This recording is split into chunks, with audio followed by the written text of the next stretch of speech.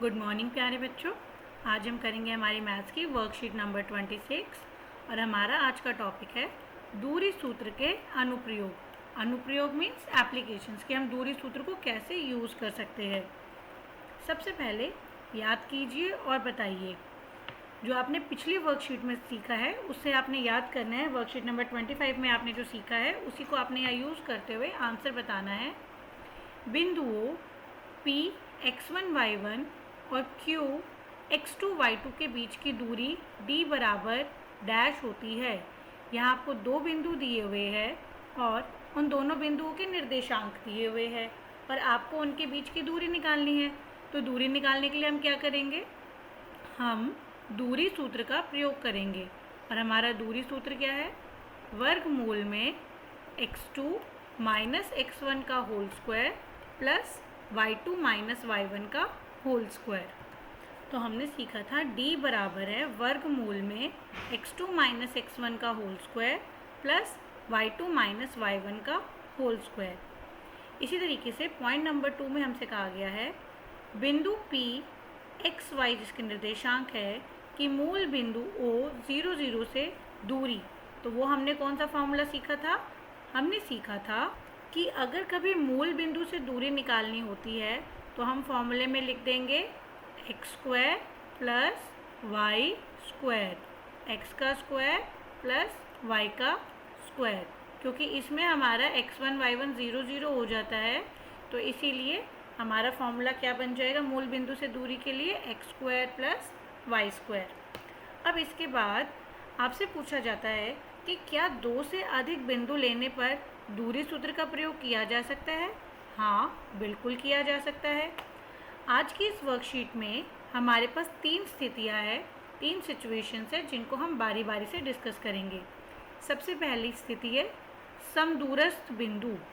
समदूरस्थ यानी कि समान दूरी पर स्थित बिंदु। सम मतलब समान, दूर मतलब दूरी और स्थ मतलब स्थिति कि समान दूरी पर अगर बिंदु स्थित है तो हम उनको कैसे हल करेंगे। इसमें एक एग्जाम्पल दिया हुआ है, आइए सबसे पहले उसे देखते हैं। एक्स अक्ष पर वह बिंदु ज्ञात कीजिए जो बिंदु A -2,5 और B 2,-3 से समदूरस्थ है। यानी कि हमें एक बिंदु है जो किस पर है, एक्स अक्ष पर है, उसके हमें निर्देशांक निकालने हैं। तो सबसे पहली बात, अगर कोई बिंदु x अक्ष पर होगा तो उसके निर्देशांक क्या होंगे, x, 0। ये हमने अपनी पिछली वर्कशीट में भी सीखा था कि अगर कोई बिंदु x अक्ष पर होता है, जैसे ये हमारी x अक्ष हो गया और ये हमारा ये y अक्ष है हमारा, ठीक है, और ये हमारा x। तो अब अगर कोई बिंदु यहाँ पर स्थित करता है, मान लीजिए यहाँ पर, ठीक है, तो ये 0 और 0 के बाद ये 1 हो जाएगा। तो इस बिंदु के यहाँ पर अगर बिंदु है तो इसका निर्देशांक क्या होगा, 1, 0। इसी तरीके से जो दूसरा बिंदु होगा उसके निर्देशांक क्या आ जाएंगे, 2, 0, क्योंकि जब भी कोई बिंदु x अक्ष पर होता है तो वहाँ पर y का मान कितना हो जाता है, y 0 हो जाता है, ठीक है। अब हमसे कहा गया कि एक बिंदु है जो x अक्ष पर है, हमें बिंदु के निर्देशांक नहीं पता तो हमने इसलिए मान लिया बिंदु के निर्देशांक हो गए x, 0। बिंदु के निर्देशांक हो गए x, 0। अब इसके बाद दो बिंदु हमें दिए हुए हैं A और B। इस बिंदु को हमने नाम दिया C। क्या नाम दिया, C। ये जो हमारा x, 0 है इसको हमने नाम दिया C। दो बिंदु और है A -2,5। -2,5 कुछ हमारा यहाँ पड़ेगा ऊपर की तरफ, और दूसरा बिंदु है 2, -3।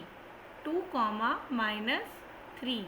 अब आपसे पूछा जा रहा है कि ये जो बिंदु C है इसकी दूरी इन दोनों से समान है, ठीक है। ये जो बिंदु C है ये A और B से समान दूरी पर है, तो आपको C के निर्देशांक बताने हैं, ठीक है बेटा। क्वेश्चन समझ में आया आपको क्या करना है। यहाँ देखिए, ये जो हमारा x अक्ष है इसके ऊपर बहुत सारे बिंदु हैं, अनगिनत बिंदु है, ठीक है।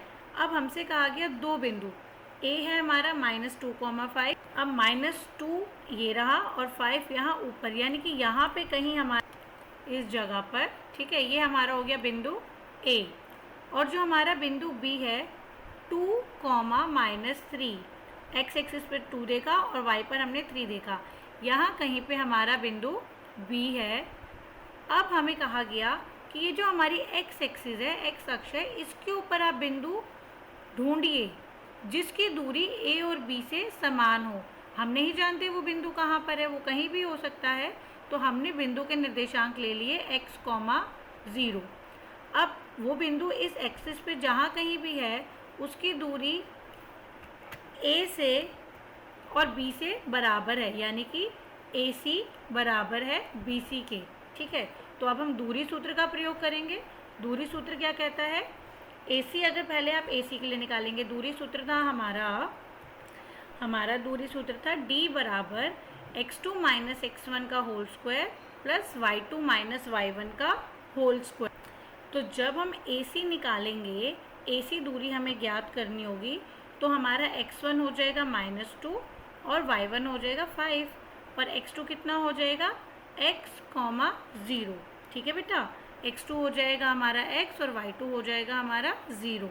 तो AC निकालने के लिए ये हमारा x1 और ये हमारा y1 और ये है हमारा x2 और ये है हमारा y2। तो अब हम फॉर्मूले में वैल्यू सब्स्टिट्यूट करेंगे।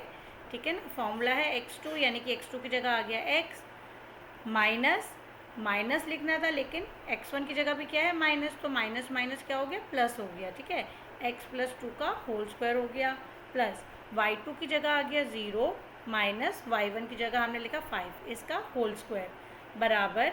इसी तरीके से अब हम BC निकालेंगे, क्योंकि ये जो बिंदु C जहाँ कहीं भी पड़ेगा उसकी दूरी क्या होनी चाहिए?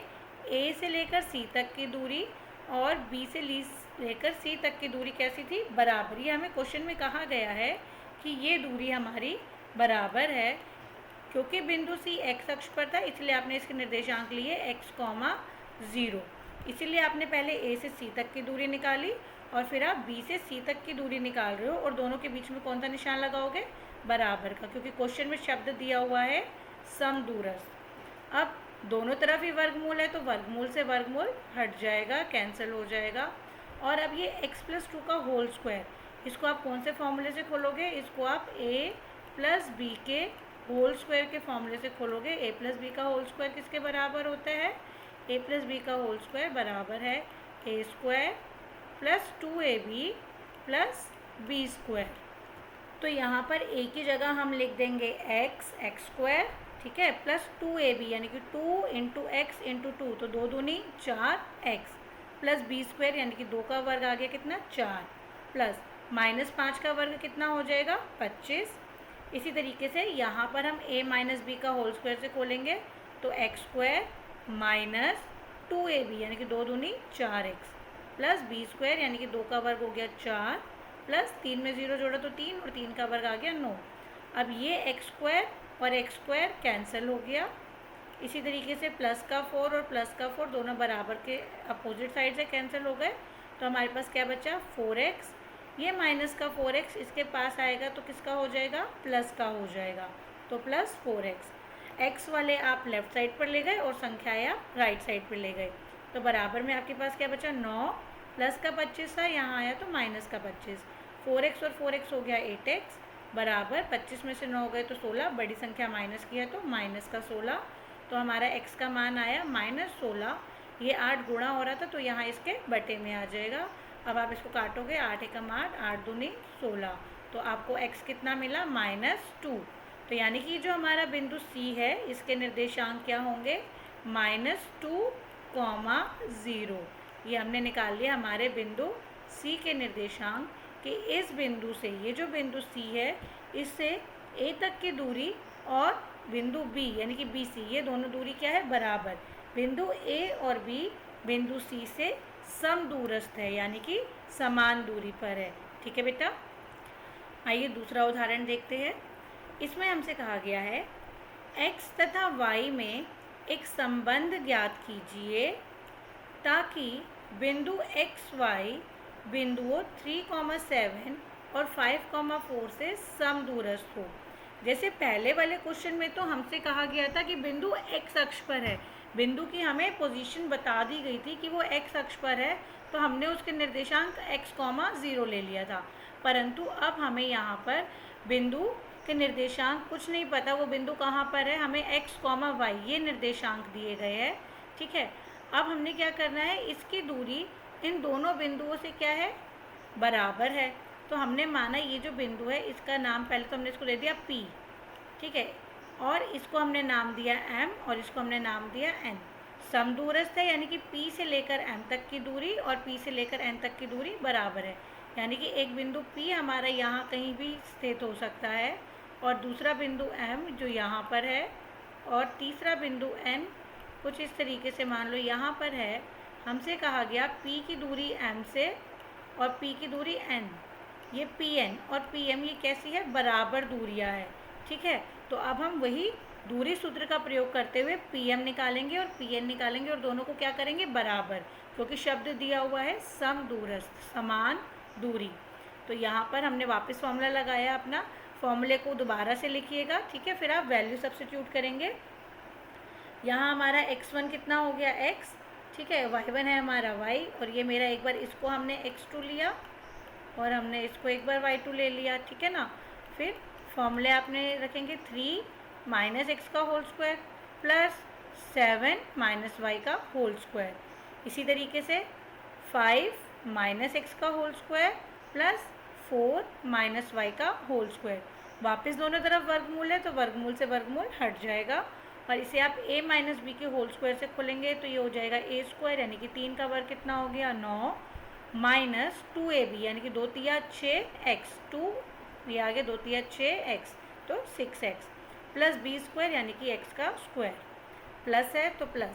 अब वापस 7 माइनस वाई का होल स्क्वायर यानी कि 7 का स्क्वायर कितना हो जाएगा, 7 का वर्ग हो जाएगा 49 माइनस 2ab 2 सत्ते 14y प्लस बी स्क्वायर यानी कि b की जगह क्या लिखेंगे, y का स्क्वायर, बराबर में यहाँ पर खोला 5 का वर्ग हो गया 25 माइनस 2ab यानी कि 2 पंजे 10, 10 को गुणा किया x से तो कितना आ गया 10x प्लस बी स्क्वायर यानी कि x का square plus plus 4 minus y का होल स्क्वायर। इसको जब खोलेंगे तो 4 का स्क्वायर यानी कि 16 माइनस 2ab यानी कि 2 चौक 8y प्लस वाई स्क्वायर। अब यहाँ देखिए यहाँ भी एक्स स्क्वायर प्लस का है, यहाँ भी एक्स स्क्वायर प्लस का है, तो एक्स स्क्वायर से सबसे पहले तो एक्स स्क्वायर कैंसिल हो गया हमारा। इसी तरीके से वाई स्क्वायर से वाई स्क्वायर कैंसिल हो गया, दोनों तरफ प्लस के वाई स्क्वायर थे। ठीक है, अब क्या करा हमने, अब ध्यान से एक्स वालों को देखो, यहाँ पर है माइनस का 6x, ठीक है, और क्या बचा माइनस का 14y। ठीक है, चर हमने एक तरफ रख लिया, माइनस का 6x यहाँ पर, माइनस का 14y भी, और यहाँ से माइनस का 10x था वो इसके पास आया तो ये प्लस का 10x हो गया इसके पास में, माइनस का 8y भी यहाँ बराबर के इस तरफ आया तो प्लस का 8y बराबर क्या बचा, 25 अपनी जगह पर पहले से है, 16 अपनी जगह पर पहले से है, प्लस का 9 इसके पास आएगा तो वो माइनस का 9 हो जाएगा, और प्लस का 49 जब इसके पास आया तो माइनस का 49। ठीक है, अब आप x वाले चर को ध्यान से देखो, ये है माइनस 6x और ये है 10x, तो प्लस माइनस माइनस हुआ और बड़ा संख्या जो है वो 10 है वो प्लस की है, तो यानी कि हमारा प्लस का आएगा, 10 में से 6 गए 4x। ठीक है, ऐसे ही minus 14y plus 8y, minus plus minus करेंगे, बड़ी संख्या क्योंकि माइनस के तो माइनस का निशान आया, और 14y में से 8y को घटाया तो कितना बचा 6y। अब इस तरफ संख्याओं को देखते हैं, 25 और 16 इसको आप जोड़ेंगे तो कितना आ जाएगा, 25 और 16 को हमने जोड़ा तो आया 41। ठीक है, कितना आ गया 41, और माइनस का 9 माइनस का 49, माइनस माइनस प्लस करते हो लेकिन निशान लगाते हैं माइनस का ही, 49 और 9 कितना हो गया 58 हो गया। ठीक है, अब 41 में से जब आपने 58 घटाया तो कितना आया आंसर, माइनस का 17। तो यहाँ पर हमें एक इक्वेशन मिल गई, क्या इक्वेशन मिली, 4x माइनस 6y बराबर माइनस 17। ये हमें क्या मिल गया, एक संबंध मिल गया। ठीक है ना, x और y के बीच में एक संबंध मिल गया, हमें निर्देशांक नहीं मिले, हमें संबंध मिला, और हमें यही संबंध तो चाहिए था क्वेश्चन में। ठीक है ना, आपको निर्देशांक निकालने के लिए ऐसा कुछ नहीं कहा गया था, क्योंकि यहाँ पर हमें ये नहीं बताया गया कि बिंदु कौन से अक्ष पर है, या किसी भी दो चीज़ें मिसिंग थी यहाँ पर, ठीक है ना, एक्स और वाई दोनों ही मिसिंग थे। तो ऐसे केस में आपको क्या मिलेगा, संबंध मिलेगा, जैसे कि आपने यहाँ पे निकाल लिया। ठीक है बेटा। अब इसके बाद स्थिति नंबर 2, संरेखी यानी कि एक ही रेखा पर बिंदु अथवा त्रिभुज। आप देखेंगे संरेखी शब्द का मतलब है एक ही रेखा पर, यानी कि अगर कभी तीन बिंदु एक ही रेखा पर आ जाते हैं तो हम कहते हैं बिंदु कैसे है, संरेखी। अगर आप इस चित्र को ध्यान से देखेंगे, बिंदु ए बी सी एक ही रेखा पर पड़ रहे हैं, तो हम इनको कहेंगे ये कैसे बिंदु है, संरेखी बिंदु है, एक ही रेखा पर पड़ रहे हैं।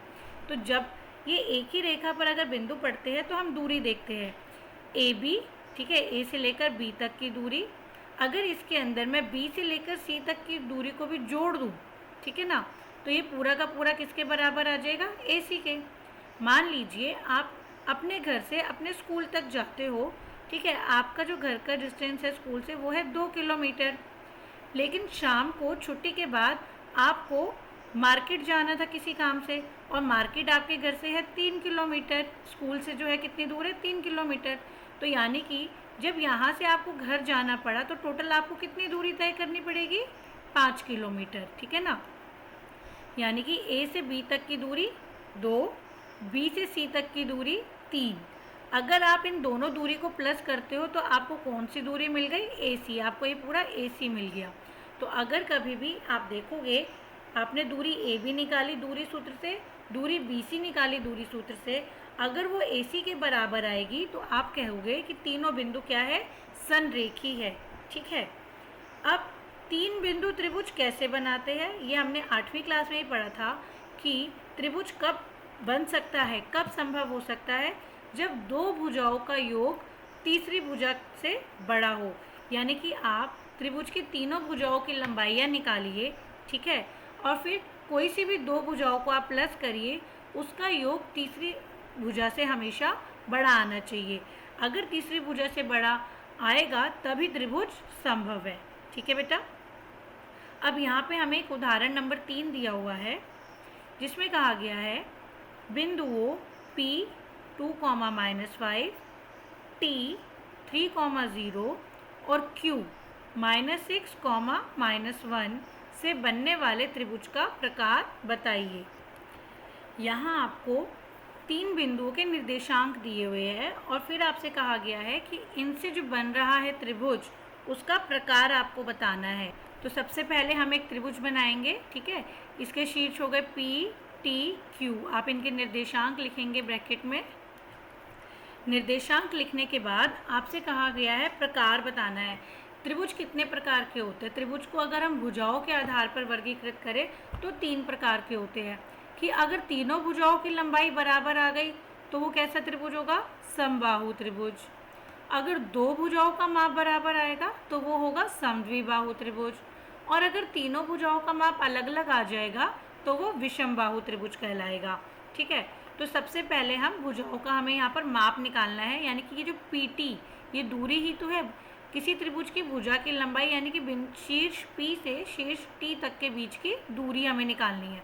तो पहले हम PT निकालेंगे, वही अपना फॉर्मूला यूज़ करेंगे दूरी सूत्र का, वर्गमूल में x2 - x1 का whole square plus y2 - y1 का होल स्क्वायर।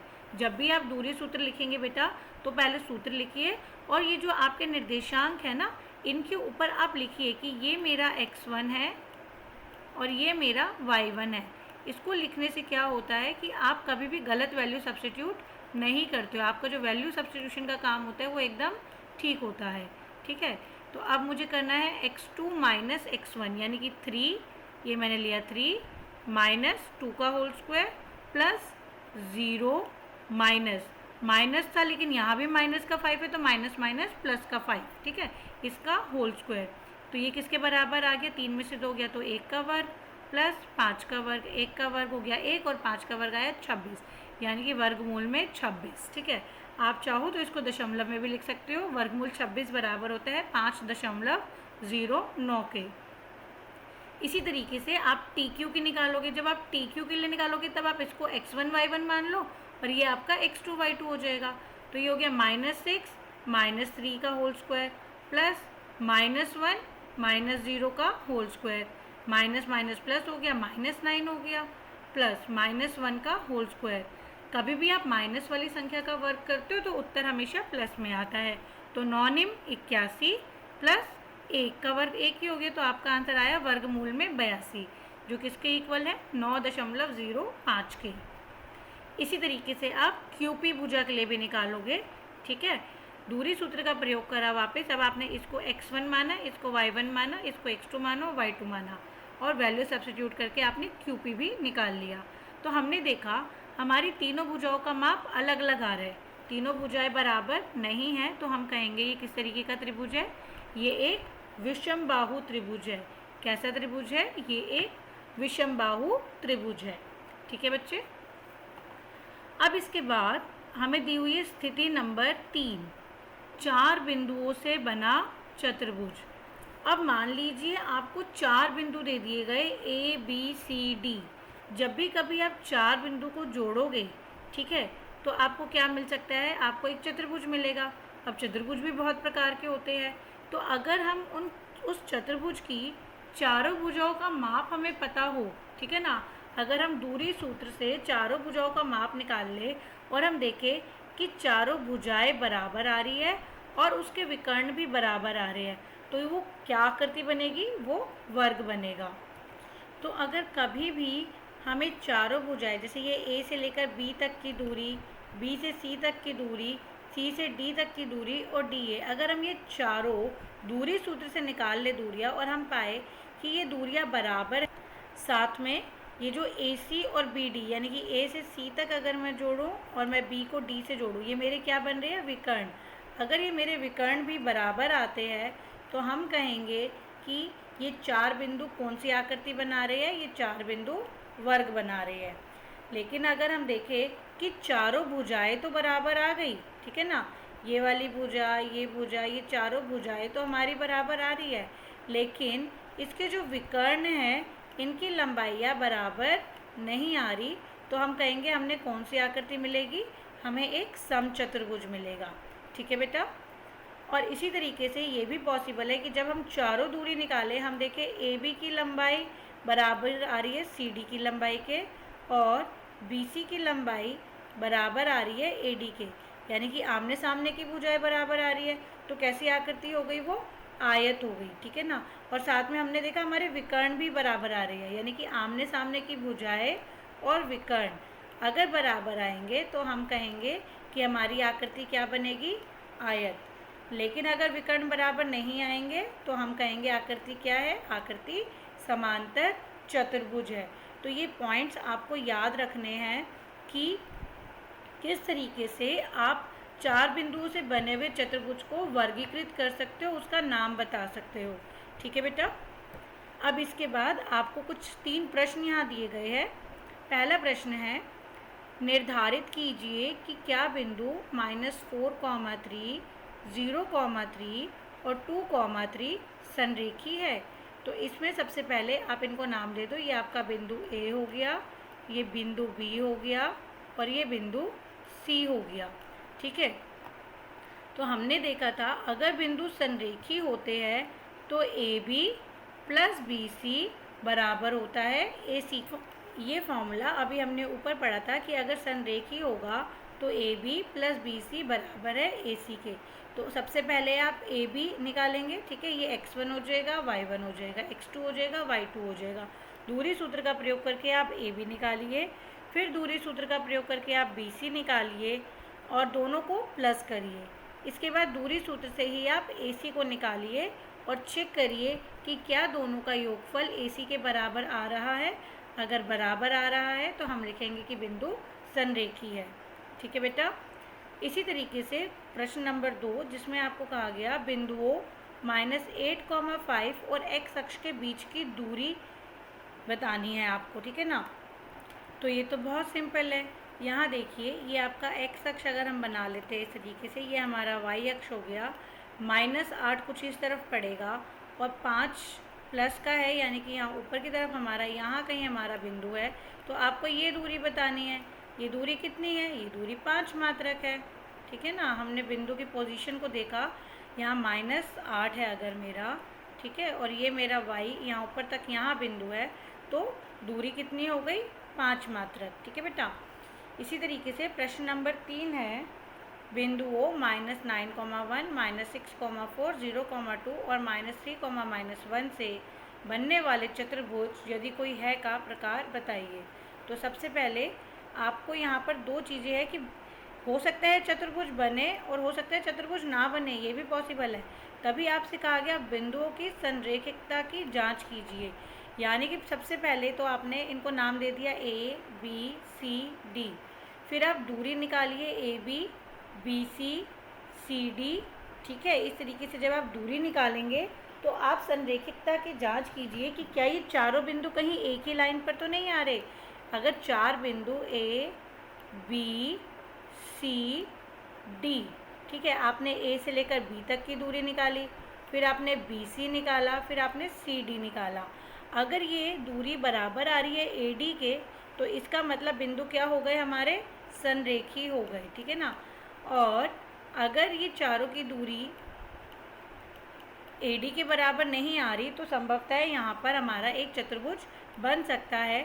तो जब आप चारों का मेजरमेंट निकाल लोगे, माप निकाल लोगे AB, BC, CD और AD का, तो आपको पता चल जाएगा कि ये वर्ग बन रहा है, समचतुर्भुज बन रहा है या आयत बन रहा है, ठीक है बेटा।